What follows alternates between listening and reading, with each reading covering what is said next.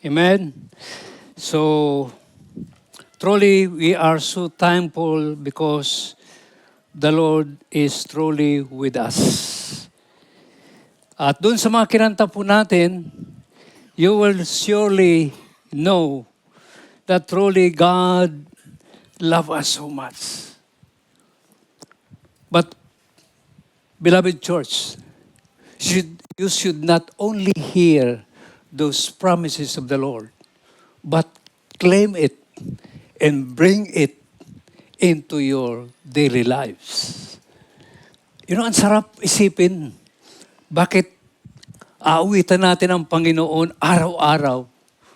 It is because the Lord Jesus dwells in us. Kaya kahit nasaan kayo, hindi lang dito sa loob ng church, you will surely dance with the Spirit. You will surely have that joy and peace because God is with you. So, always have that kind of mindset na ikaw ay anak ng Diyos. And I have the reason to shout to everybody that I am so blessed because the Lord God, the giver of life, is with me. Amen? Can you declare that in your life, every day in your life, whatever circumstances in life, ano man daw ang panahon, siya pa rin ang papupurihan natin. That's the good thing. Kaya nga, dapat yung mga naririnig natin dito, dapat patuloy natin yan dinideclare sa Panginoon because that's the very word of God. Kaya nga, walang anak ng Diyos na pagdating ng pagsubok, sumusuko. We always declare that our God is a mighty, powerful God. He is always our great refuge, a strong tower, our fortress in times of whatever it is. Amen? And because this morning, we have a powerful and loving message of the Lord. My prayer this morning, that may the Lord will have truly an encounter but to every one of us through His very word. At always take that great opportunity. Don't miss the very word of God. Kaya nga napakalaga na patuloy tayo nagbubulay-bulay ng salita ng Diyos day and night because that's Christ Jesus who came here on earth.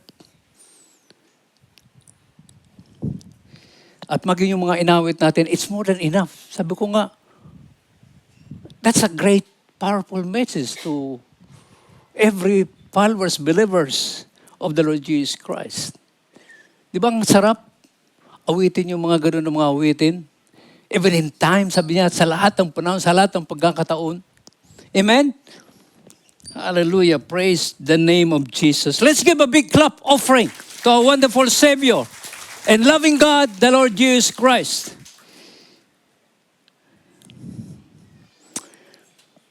At ang ating pong mensahe po sa umagang ito, the exchange and the risen Christ that dwells, that reigns in us.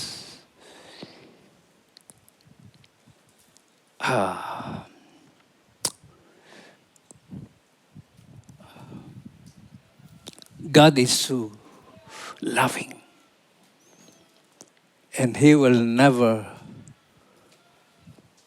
abandon us.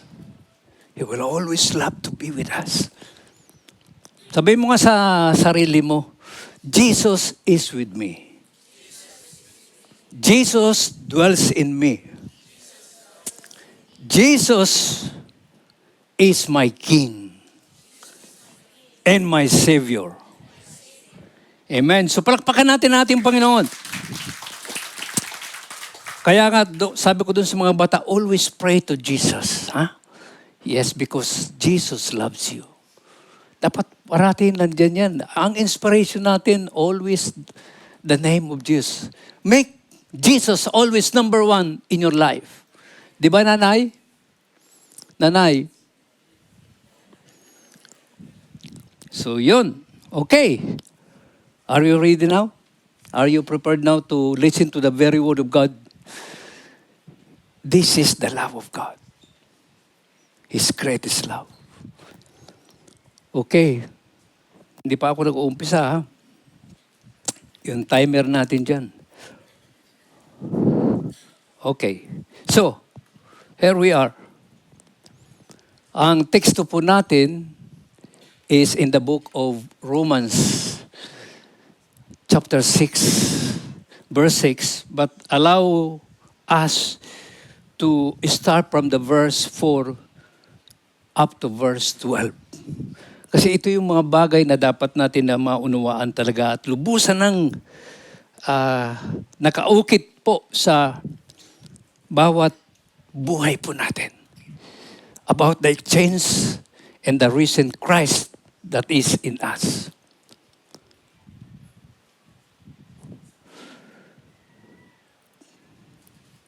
Okay, here we are. Okay? Yan po yung ating pero dadaanan natin yan. Okay, let's all stand up. Let us read the very word of God in reverence to the very word of God, because the word of God, it is Jesus. Okay, so let's start. 1, 2, 3, let's go. Sa makatuwid tayo'y namatay na at nalibing nakasama niya sa pamamagitan ng bautismo upang paanong binuhay muli si Kristo. Sa pamamagitan ng dakilang kapangyarihan ng Ama, tayo rin magkaroon ng panibagong buhay. Sapagkat kung nakasama tayo ni Kristo sa isang kamatayan, katulad ng kanyang kamatayan, tiyak na tayo ay makakasama rin niya sa muling pagkabuhay na katulad ng kanyang muling pagkabuhay. Verse 6, alam natin na ang dati nating pagkatao ay naipako na sa krus kasama niya upang mamatay ang ating makasalanang pagkatao at nang hindi na tayo malipin pa ng kasalanan. Sapagkat ang namatay na ay pinalaya mula sa kapangyarihan ng kasalanan. Kung tayo namatay ng kasama ni Kristo, naniniwala tayo mabubuhay rin tayong kasama niya. Okay. Nauna ako dun Okay. Go. Alam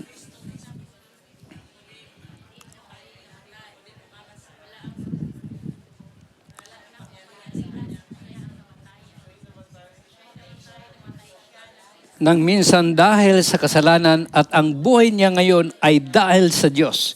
Kaya dapat din niyang ituring ang kanyang sarili bilang patay na sa kasalanan, ngunit buhay naman dahil sa Diyos, sapagkat kayo'y nakipag-isa na kay Kristo Jesus.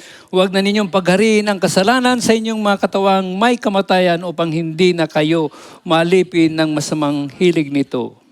Pagpalain ng Panginoon kanyang banal na salita, tayo pong lahat tayo po yung manalangin. Our Father, we are so thankful, Lord, that once again we are in your presence, O God. Oh, how we love to be in your presence, O God. Lord, we know, Lord God, that you are always longing to see and to be with your beloved church every day, every seconds of their life, because it is you who dwells, Lord God, to every one of your beloved children, O God. Lord, thank you so much, Lord God. Thank you so much. And my prayer to you, Lord Jesus, that may you truly be known more and more deeper and deeper, O God, that we may surely, Lord, be living according to your very word, O God. Lord, help us, O God.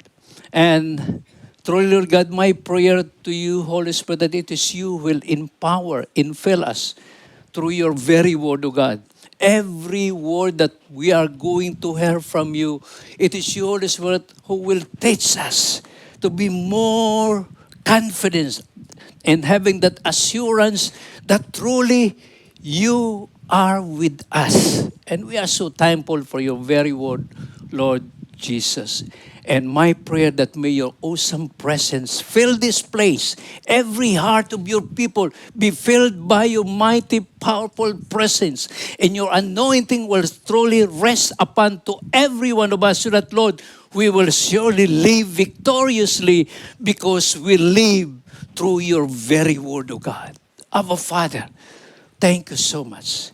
Thank you, Lord Jesus. This is our prayer in Jesus' name. And all God's people who love the Lord Jesus Christ will say amen. You can be seated now. Hallelujah. Hallelujah. You know, truly, Jesus sets us free. Amen? Pinalaya tayo ng Panginoon. That's the good thing na dapat patuloy po natin. Sabi ko nga sa iyo, patuloy nating i-declare sa ating buhay araw-araw. No matter what we are facing every day in our life, we must always declare that truly Jesus has given us the freedom from the bondage of sin. Wala na tayo dun sa lumang buhay. Amen? Let's declare for that. And it is not you who dwells, who reigns in us. It is the mighty, powerful Jesus who is alive to every one of us. Kaya nga, no matter what battlefield we are going to face, if that is your declaration always, knowing that God is with us, then who can separate us from the love of God? Beloved people of God, my inspiration is that may every one of us be always in the presence of God. At this coming Eid, the ICAC, Body of Christ, we are planning to have a one day, the second Eid, God's permit, only to worship God. We will not come there because we need something, but only to spend time in the presence of God. Always to experience that we, His children, and how much our God loves to be hungry and to be thirsty in the presence of God. At alam niyo, yun po yung mga bagay na kung saan the Lord Jesus Christ is always longing to say to every one of us that every life of us ay patuloy tayong sumasamba, nagpupuri sa Panginoon. You just imagine for that, kung wala ang Panginoon sa atin. And really, listen to what I'm going to tell you. Every human life is valuable to God. Very precious to God because He created each of us. But let us all be aware. Kailangan alam natin ito, that our sinful nature, the body, ruled by sin, even though we have received the Lord Jesus Christ, we receive the new life, ayon po dun sa Romans 6:6, is preventing us from living the worthy of God's holiness that in us. Alam mo, ito po yun. Andun pa rin na pumipigil pa rin, humahadlang pa rin sa atin, sa ating pamumuhay na dapat karapat-dapat at kalugod-lugod sa ating banal na presensya ng Panginoon. Nandiyan pa. Ang lumang buhay. Parang ano yan eh. When we surrender the Lord Jesus Christ, nasubdyo na po yun. Natalo na po yun. At wala na talaga dyan. Pero andyan pa rin yan. Babalik at babalikan ka ng kaaway. Araw-araw. At, the Romans 3:23, all fall short of the glory of God. At ang sabi ng salita ng Diyos, na ang kabayaran ng kasalanan, Romans 6:23, ay kamatayan sa impyerno. Thanks be to the Lord because the Lord have not intended for every one of us para lang tayo mapunta doon sa impyerno. For God so loved the world that He gave His begotten Son, that whosoever believes in Him shall not perish in the lake of fire. Hindi siya mapupunta sa lake of fire, sa dagat-dagatang po ng impyerno, kundi magkakaroon ng buhay na walang gan at makakasama si Kristo Jesus one day. And that is the promise. Eternal life for those who have received the Lord Jesus Christ as His Lord and personal Savior of their life. Amen? Kaya nga, truly, Jesus set us free from all this. Kaya hindi na tayo dapat padaya pa. Minsan nandiyan kumakatok ang kaaway. Hoy, di mo ba alam ito yung lumang mong buhay na kung saan gustong-gusto mo? Ay, yung pinadalan kita. Lalo sa mga kalalakihan. Pinadalan kita ng napakaganda. Oh, Coca-Cola body. lapitan mo na. Ganyan yung mga temptation ng Diablo, di ba? Especially dito sa abroad. Mamaya, tatalakayin natin yan. Okay? So, let's declare that because of Jesus, set us free from all works of the enemy. Dapat patuloy natin yan na i-declare sa ating mga isipan, sa ating puso, our soul and spirit. In our old self was put to death. And in exchange, He offered us what? A new one. The exchange gift. The life, the risen Christ who dwells in us, and we in Christ is no longer slaves to sin. Hindi na tayo hawak pa o bihag pa ng kasalanan. Pinalaya na tayo. Sabihin mo sa katabi mo, pinalaya ka na ni Kristo Jesus. Okay? Let's claim it and declare it. Kahit nandiyan yung Diablo nagbubulong-bulong sa'yo, hindi totoo yan. Claim it, declare it. Because we really need to declare in the presence of God who is in us, who love us so much, who save us, that truly, tayo pinalaya na sa kasalanan and we are very close. Alam nyo, mga minamahal ko, mga kapatid, we are very close to the glorious return of the Lord Jesus Christ. Nanay, malapit nang dumating ang Panginoon. And we are close, tayong mga may edad na, we are very close to the very heavenly door. Yung iba sa inyo, ayaw pa niyong kunin ng Panginoon. Dahil sabi niyo, sabi ng mga single dito, wala pa nga akong partner, Panginoon. Wala ka pang binibigay sa akin. Huwag mo na. But I tell you, if you are truly with the Lord Jesus Christ, that's more than enough. That's your daily partner in life. And that is Jesus Christ. Amen? Meron isang pastor kapatid. Sabi ko, bakit hindi ka nag-aasawa, kapatid? Sabi niya, Jesus Christ that is in me is more than enough. My boyfriend, my number one lover. Kaya, naging matandang dalaga siya. Pero he is truly serving the Lord. He loves the Lord so much. So, make our lives, dahil malapit na pong dumating ang Panginoon, always be accepted in the presence of the Lord our God. Now, the question, beloved church, what you have done in your life, what you have done in your life to make you successful, victorious, because Jesus is in you. Kaya nga, in every battles of life, make sure that it is Jesus who dwells in you. So that when it comes to battlefield, you will surely be victorious, successful as our Lord Jesus Christ expected to every one of us to be victorious. Amen? Because it is Jesus who declared to us, I am your triumph king who is with you. At alam natin na marami pong mga nangyayari sa buong mundo, but just live it. Live it and entrust everything unto the Lord. As the Word of God says to us earlier, in this world you will have suffering. Tribulation will be here. But rejoice because I overcome the world. If Jesus overcomes the world, and that is Jesus who lives in you, then you are also a victorious and overcomers of every battle that you are going to face. Take note for that, because nothing can separate His love for us, and He will always hold our life. Kaya nga dapat bold ang mga Kristiyano pagdating sa battlefield. Hindi yung, ganun, uwi na lang ako. Surrender ka? No retreat! No surrender! Sabi ng Panginoon, hello?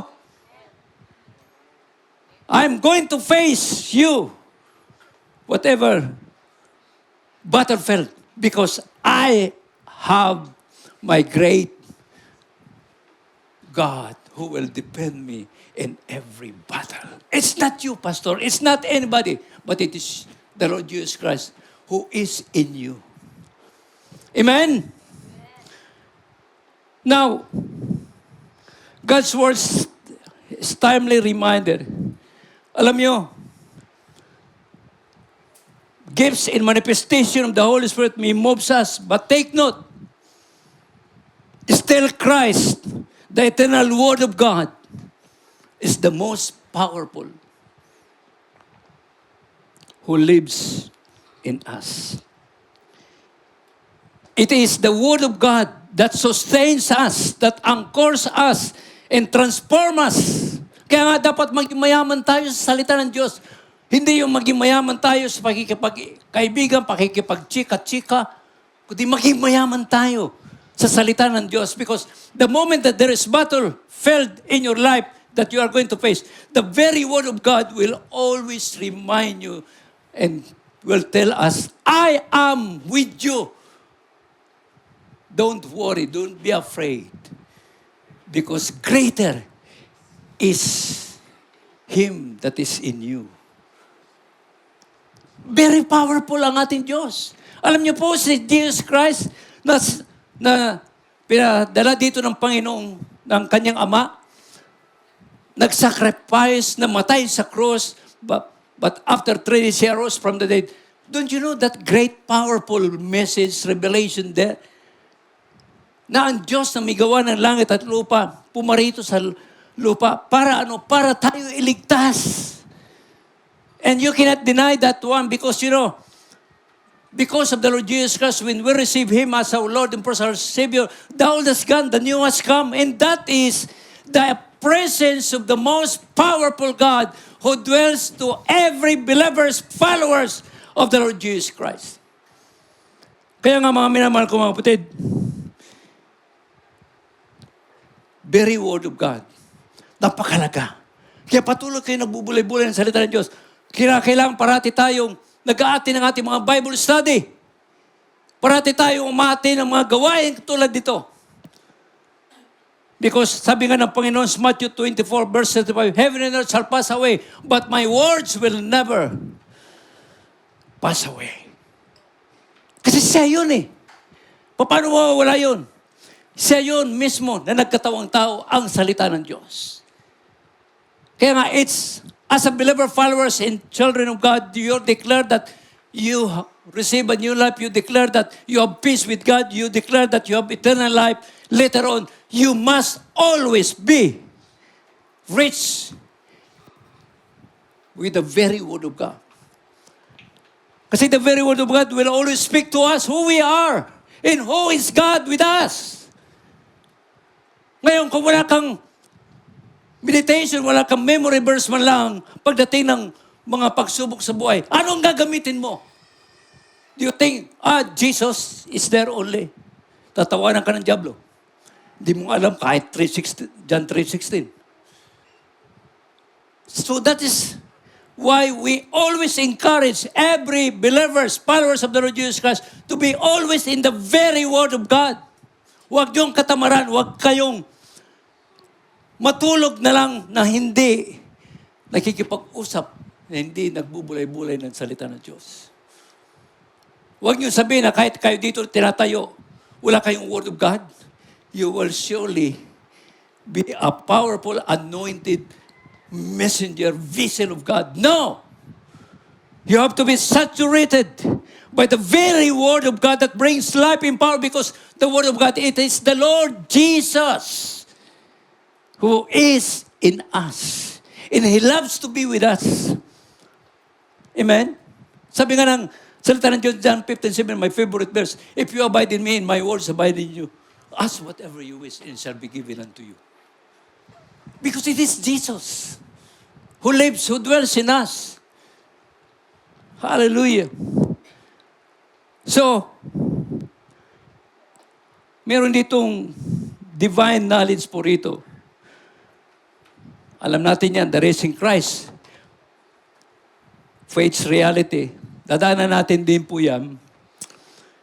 Now, ito po yun.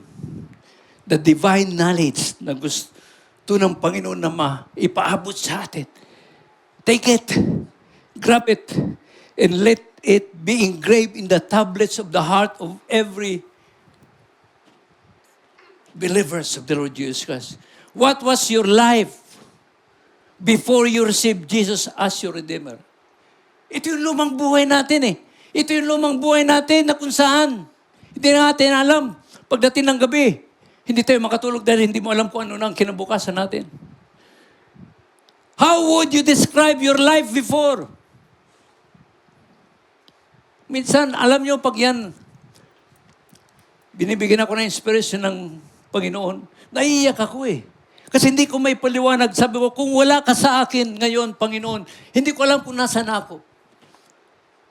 Maaring, noong panahon na yun, pawardi-wardi ang mga buhay natin. Hala, bira.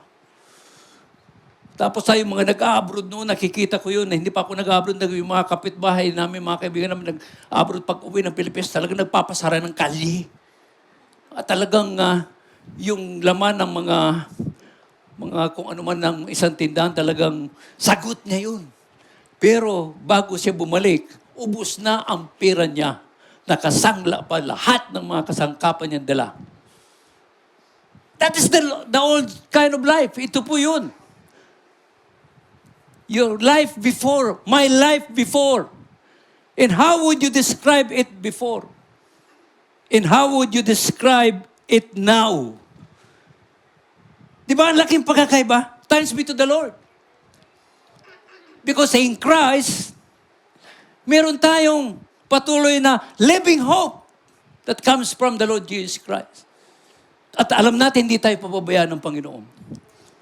Kaya nga, yan yung mga bagay na napakalaga na dapat maunawaan ng bawat mananampalataya.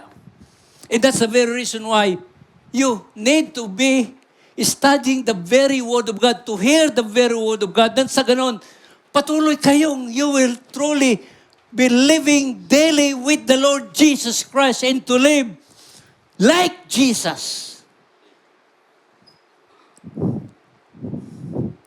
You know, when we accept God's offer of new life, we can be assured that even though our old self was sinful and broken, corrupted, its deceitful desire, through Christ Jesus, we are being perfected to be like God in true righteousness and holiness. Parati tayong binabago ng Panginoon. Kaya, we need to have a surrender kind of life every day in our life. Nang sa ganun, meron siyang magawa. Anak, meron ka pang dapat na alisin dito sa buhay mo. Alisin ko na yan. Pabayaan mo ang Panginoon sa buhay mo na gumawa. Kahit masakit, yes, Lord. Because I know that my life every day, you are transforming my life every day. And I just surrender my life to you, Lord Jesus. Kasi sa ganun, marami siyang magawa para sa atin so that we will be like Jesus. And truly living a life bringing glory and honor unto the Lord our God. Amen? Hindi yung paglabas mo dito, pag nakita ka ng mga kaibigan mo sa labas, andito na naman yung barn again. You have to live a life with the Lord Jesus Christ. Hello? When we accept God's offer, His begotten Son, the Lord Jesus, as our Lord and personal Savior, the Lord offer us the new life. In that life is the exchange life. In that life that is in you, it is Jesus who dwells in you. Kung naunawa natin yung mga minamahal ko mga kapatid, mahiya tayo sa Panginoon na gumawa ng kasalanan. Dahil alam natin ang kasalanan, yan ang nagpapalayo sa atin. Alam niyo, sabi nga na, Isaiah 59:1, verses 1 ito, hindi maiksi ang kamay ng Diyos para hindi tayo abutin. Hindi siya bingi para hindi tayo marinig sa ating mga pangangailangan. Pero dahil sa kasalanan, tila napapalayo ang Diyos sa atin. Alam niyo ba, number one enemy ng Panginoon sa buhay natin, kaya huwag niyo ipahintulot yun. Walang iba kundi ang kasalanan. Hello? And the greatest commandments of the Lord, love your God with all your soul, with all your strength, and with all your power. And the next thing, love your neighbor. Love, love, love. Oh, hallelujah. Now, and the truth, Romans 1:3, Paul shows that all human beings are sinners in needs of salvation. Yan po yung nangyari sa atin. At tayo ngayon ay binagyan ng bagong buhay. And in Romans chapter 4, Paul writes about the redemption and justification na ginawa ng Panginoon dahil kay Kristo Jesus. Kaya, wala tayong may pagmamalaki kahit sa ating harapan sa ating kapwa. Huwag kayong magmalaki. Dahil lang kay Kristo Jesus, kaya tayo ganito. Kaya nga, I always ask anybody whom I know, how is Jesus in your life? Yan din ang itanong nyo sa mga kaibigan natin. How is Jesus in you today? Is it really Jesus dwelling in us? Is it really Jesus who lives in us? And this was the changed life, the new life, through His Son. Because of Him alone, Jesus. Hallelujah. And God has given us the right relationship with Him. Kaya wag natin sayangin po yun. Always move, minute by minute, second by second, that truly it is Jesus who lives in us. Then you will surely experience a marvelous, wonderful presence of the Lord Jesus Christ. Na kahit andyan ka sa gitna ng mga pagsubok, problema, alam mo, si Lord ang bahala sa akin. Ba't ako mag-aalala? I have my Lord, my great problem solver. Kaya nga, andun yung pangako. Let's be obedient in the presence of God. Kasi ang pangako ng Panginoon to those who will be obedient in His very word. Kaya nga napakalaga ng salita ng Diyos. Paano mo malalaman? O paano mo masusunod ang salita ng Diyos? How to be obedient kung hindi natin alam ang salita ng Diyos? And the very word of God for those who are obedient, sabi niya, I'm going to prosper you. And I'm going to give you lasting life. And I'm going to give you victorious life to the land which I have given you to occupy. Because God is with us. Hallelujah. Woo! Let's give a big clap offering to the Lord. Masyado kayo ngayong seryosos. Nawa, yan talaga ay gumuguhit yan sa bawat puso po natin. Deeper and deeper and deeper. You know, make the Lord Jesus Christ number one in your life. And in Romans chapter 5 to 8, through faith in Jesus, who died for our sin, was raised from the dead. That exchange through His Son. God has given us the right relationship with Him. Hallelujah. Kaya nga, sabi nga sa 2 Corinthians 5:17. Kaya kung, basahin natin isa-isa. Okay, lahat. Kaya kung nakipag-isa ka kay Kristo Jesus, ang isang tao, isa na siyang bagong nilalang, wala na ang dati niyang pagkatao, salip ito'y napalitan na ng bago. The new life that is in us. Woo! Shout it to the world that you have a new life in Christ Jesus. Amen? Hallelujah. Kaya nga, pag lumalapit sa iyo ang dyablo, para itim ka na magkasala, sabihin mo yan, na si Kristo Jesus na ang nasa buhay ko, na siyang bagong buhay ko. Wala na yung dating pagkatao ko, kaya wala ka ng apel sa akin, demonyo. Sapagkat pinalitan ang buhay ko noon, bihag mo, ngayon ay malaya na dahil kay Kristo Jesus. Amen. Hallelujah.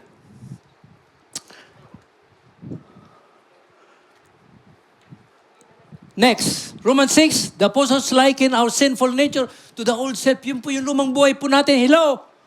Huwag natin balikan yung lumang buhay na yan. Ang daming mga lumang buhay na kung saan kung saan nagpakasawa tayo doon. Di ba? Nung araw, wala kang kaibigan. Kaliwali. Di ba? Pero now, you have the Lord Jesus Christ. You have many friends.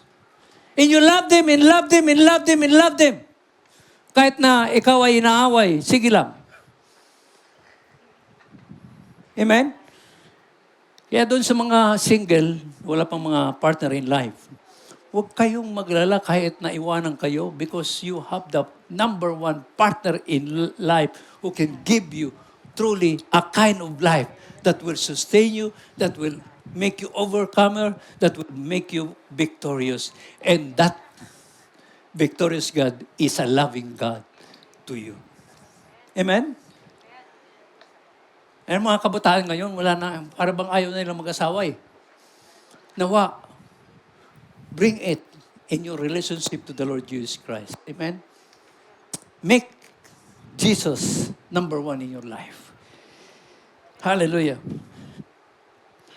So believers now in Jesus are no longer the same, but are now dead to the power of sin and alive to God through His Son, the Lord Jesus Christ. Masyadong malakas ata, pati hininga ko, naririnig ko dyan. And this was the exchange life from the sinful life, and now the risen Christ that is dwelling in us. The reason, yung muling nabuhay na si Kristo Jesus, siya na po yung nananahan sa iyo. Hello? And He loves you so much for that. In the same way, count yourself. Consider yourselves dead to sin. Wala na. Sabi mo sa diablo, hoy, wala na. Patay na ako sa kasalanan. Paggawa ng kasalanan. Buhay lamang, but alive to God in Christ Jesus. Amen? Declare for that. I am alive to God in Christ Jesus.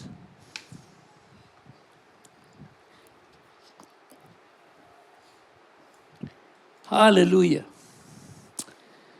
Kaya dapat din ninyong ituring na inyong mga sarili, mga patay na sa kasalanan. Pwede ba? Ituring niyo ang mga sarili na papatay na ako sa paggawa ng kasalanan, ngunit buhay lamang dahil sa Diyos, apagkat ako'y nakipag-isa na kay Kristo Jesus.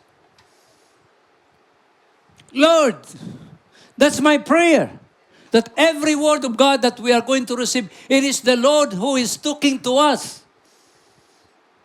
It is God whom we are going to and having this encounter with the Lord Jesus Christ sa mensaheng ito ng Panginoon. In my prayer that may everyone's life, even this house of worship, will be filled by the awesome glory of the Lord Jesus Christ through the Holy Spirit. Napakasarap. Ephesians 4:20-24. Iwanan na ninyo, sige, basahin natin lahat yan. Iwanan na ninyo ang dating pamumuhay, hubarin na ninyo ang inyong dating pagkatao na napapahamak dahil sa masasamang pagnanasa. Lastly, desire.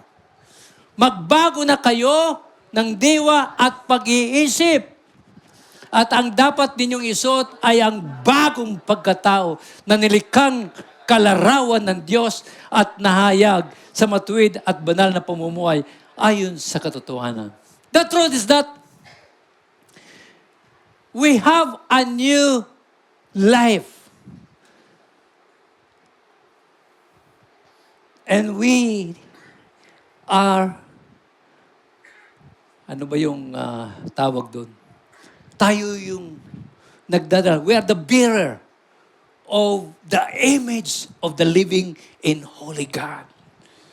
Kaya every time you are with anybody, you are bringing the image of the holy God who loves you so much. You are representing the kingdom of God. That's why we are all believers, witnesses, ministers, and the great name for us is we are ambassador of the kingdom of God. Nanay, you are an ambassador of the kingdom of God that will represent the kingdom of God wherever we are.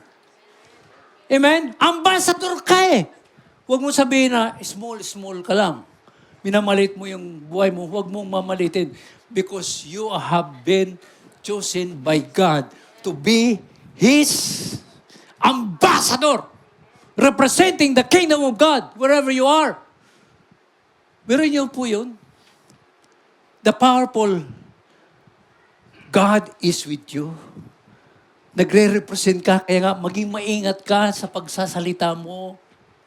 Maging maingat ka sa mga kilos mo. Maging maingat ka how you are having that relationship sa bawat isa, pakikisalamuha mo sa bawat isa. Kasi baka pakikisalamuha mo lalo, malalaki mo na naman dito.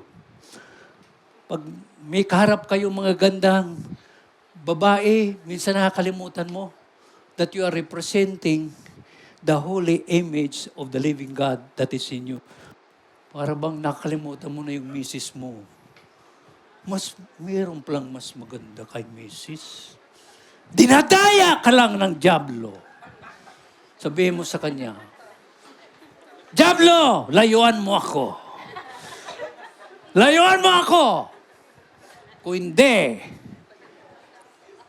babasagin ko ang lahat ng ginagawa mo. In Jesus' name. You know how powerful you are? The name of Jesus, how powerful is living in you. Sabi ng salita ng Panginoon, the name of Jesus that lives in you is the name that is above in every name. And that name that is in you is a powerful name wherein every knee shall bow down. Every lip shall confess that Jesus Christ is Lord and Savior for the glory of the Father. Beloved people of God, dapat ito na yun eh. Paglabas natin dito, ganun pa rin tayo. That the very Word of God will always inspire us. That it is no longer us who lives in us, but it is Jesus who lives in us. Who gives life and power to us. Ano pa ang hingin nyo? Wala na. Now, dito sa man's team po natin, okay, na kung saan andyan po sa 1 Corinthians, dinaanan na natin yan. The exchange life, the risen Christ, ang buhay kay Kristo, na nagbigay ng kapangyarihan upang talikuran ang kasalanan at mabuhay para sa kalwalhatian ng Diyos.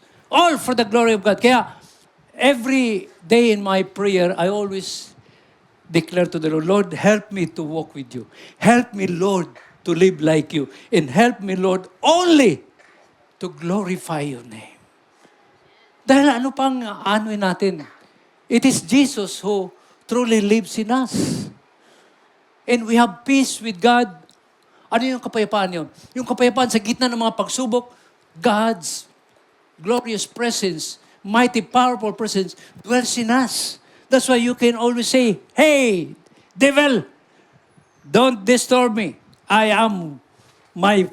have my fellowship with the Lord our God. I have a dwelling fellowship with the Lord. Ngayong Ramadan, I encourage you, spend time in the presence of God. Hindi yung hingi tayo, but just spend time in the presence of God. And surely, the Lord will pour out His glorious presence. You know, it's good to have that moment. Yung ikaw lang at ang Panginoon, you are truly thirsty and hungry in the presence of God. Amen? Gawin natin ito ngayong Ramadan. Ang dami yung time. Hindi yung puro tulog.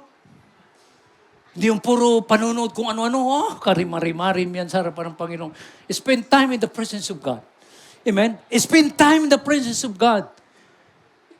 Na para tayong yung usa na nauuhaw sa tubig, dapat ganun ang ating feeling parati every day in our life. You want to spend time in the presence, not to spend time because we need something, but to spend time because you love to be hungry and to be thirsty in the presence of God. Kasi siya yung pinanggagalingan ng ating buhay. What else? Siya yung pinanggagalingan ng buhay natin. You will surely realize who God is in your life. He is longing. Alam mo yun, ito yung kanyang, he is always longing, yung bang hinahanap-hanap niya sa mga anak niya to spend time in the presence of God. Amen? Kaya nga, napakabuti po ng Panginoon eh. This Ramadan, i-treasure nyo ng bawat isa sa atin, spending time in the presence of God. Amen? Praying, and then meditating His very word. Now, yung this month's theme po natin, andyan, for what I receive, I pass unto you. As parehas din po ito, yung ating pinag-aralan ngayon. The new life in Christ. First importance that Christ died for our sins, and according to the Scripture, that He was buried, He was raised on the third day according to the Scripture. That's what we are always studying. And He appeared to Cephas and then to the 12. At dun sa verse 6, after that, He appeared also to 500 people, brothers and sisters. And after that also, He appeared to James. And then after that, last, He appeared also to Paul, to His disciples. And I do not believe that everyone was having that experience of the presence of God. Ang sarap niyo ba? Now, this Ramadan, we declare prayer and fasting. I sent a letter to all the body of Christ, the Evangelical Churches Alliance Qatar. Let's have, sabayan natin itong mga kapatid natin, our beloved Muslim brothers and sisters, and experience the mighty, powerful presence of God. Breaking every chains with fire, and sowing seed in love, kindness, and perseverance. Alam niyo po, mga minamahal ko mga kapatid, there is a tremendous amount of spiritual power is lost because the body of Christ has seemingly misplaced the art of prayer and fasting. Kaya I encourage every believers, let's have at least once a week o kung ano man, kung araw-araw. For me, every day in this Ramadan time, I spend prayer and fasting. At ang ganda eh. Iba yung pakiwari mo. Iba yung knowing about more the riches of the love of God. Hindi mo na ipagpapalit yun. Kaya minsan, tinatanong ko ni Mrs. Kakain ka, sabi ko, no. I have my food from the Lord. You know, beloved people of God, if truly it is Jesus who lives in you, do the prayer in fasting. You know, kasi ito ang nangyayari. Hindi natin ito ginagawa. When the very word of fasting today, yung nearest thoughts po natin as a Christians are ano ito? Gugutom na naman ako. Andun yung yung condemnation. Andun yung pain. Something we know we should do but never do.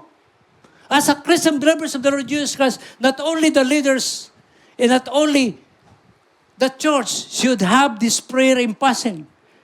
Let us learn that there is a tremendous spiritual power we can receive by prayer in fasting.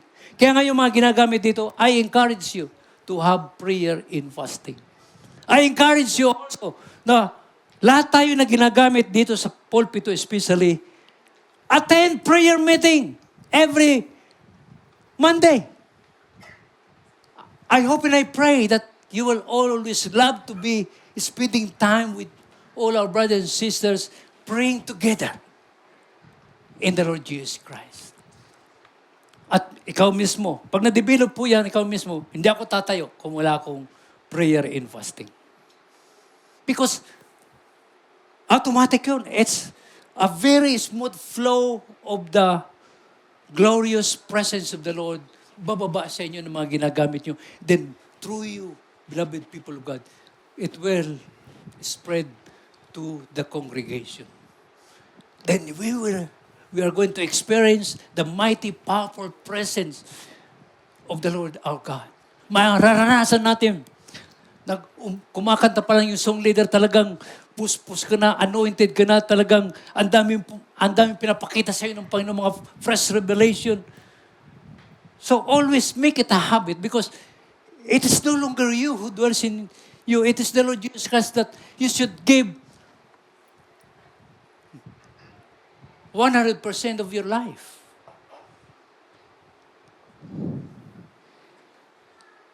Learn. So, alam niyo dito sa Mark 9:21, Mark 9:29. Is it here? No? Meron dito. Kasi yung mga disciples ng Panginoon, nagbalikan sa kanila, bakit hindi namin mapalis, Panginoon, yung mga demonyo?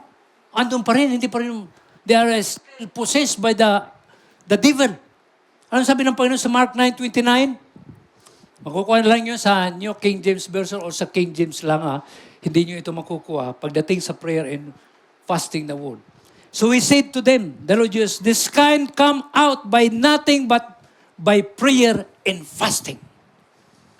You see? Notice the strange fact about this scripture. Jesus said, this type of demon only came out by prayer and fasting. And Jesus cast out all those demons na hindi kayang palabasin ng kanyang mga alagad. The reason for this, Jesus' life lived a life of prayer and fasting. Who also dapat tayo din. Alam niyo, walang mga manggagawa nagpapagawin sa Panginoon, hindi walang about this prayer and fasting. Dapat tayo. Hindi yung basta-basta lang tayo. Para ka lang poste dyan. The anointing should flow to you. And then from you towards your sisters and brothers who are singing to the Lord our God. You know, our fasting delivers people from sin. Our fasting free from demon possession. In our fasting sets over Christian free. Napakarami na dapat mapaalis na mga gawa ng kaaway sa ating mga buhay. Marami. Now listen to me dito. Dito sa abroad, and dito sa abroad, dito na ata, listen to me ha, totoo ito. Dito na ata ang pinakamaraming ipinasabog ang dyablo.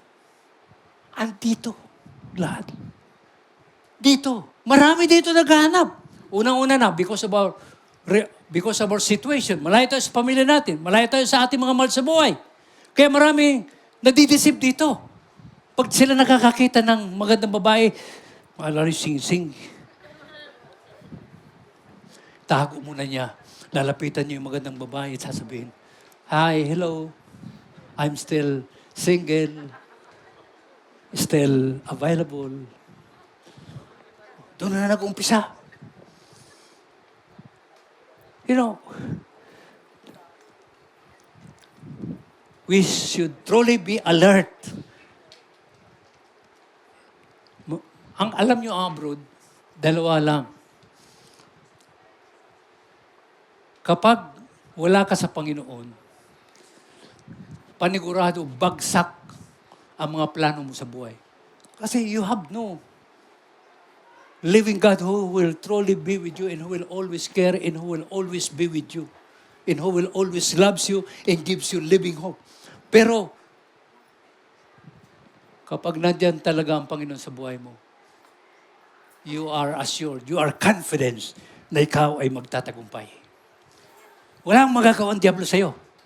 Anino mo pa lang lalayo ng diablo because the presence, the anointing of the presence of the Lord Jesus Christ dwells in you.